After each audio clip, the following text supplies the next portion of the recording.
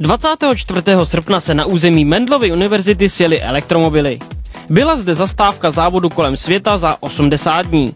O co šlo, prozradil Jiří Vlk. Dneska je akce ceremonie v Brně s novináři, s tiskem, kdy tato cesta kolem světa projíždí Brnem a dělá se tomu tady prezentace. Kolik týmů se závodu celkem zúčastnilo? Jede celkem 11 týmů, původně jich bylo přihlášených 14 nebo 15, ale po některých pracovních schůzkách, které byly před startem, si to závodníci nebo týmy rozmysleli a odstoupili, protože se jim to zdálo hodně náročný. Jaká část cesty byla nejhorší? My říkáme Kazachstán, ale bylo to třeba i střed Ameriky, kdy naše evropské Tesly nemůžou nabíjet na amerických superchargerech, protože mají jiné koncovky a ve středu Ameriky tam jezdí míň elektromobilů, takže tam je míň nabíjecích možností, takže my jsme si museli pořídit, vyrobit koncovky na americký dvoufázový 380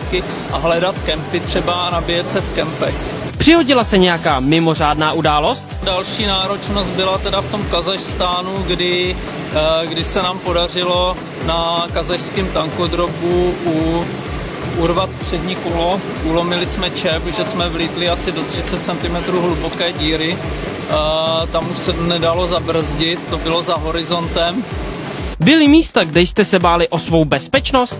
Někde v centru Číny jsou místa, kde operují nějaké teroristické organizace a nám bylo doporučeno, nebo pak od určitého místa, já nevím, jestli to bylo x set, možná nějaká tisícovka kilometrů, jsme měli nařízený, že můžeme jet jenom ve dne za světla, musíme jet ve skupině a maximální doba, kdy můžeme řídit vozidlo, je 9 hodin večer, pak musíme být všichni na hotelech nebo někde v bezpečí. Gratulujeme všem jezdcům za zdárně ujetých více než 25 000 kilometrů kolem světa a pokud vy máte zkušenosti s elektromobilitou, můžete se o ně podělit v naší diskuzi.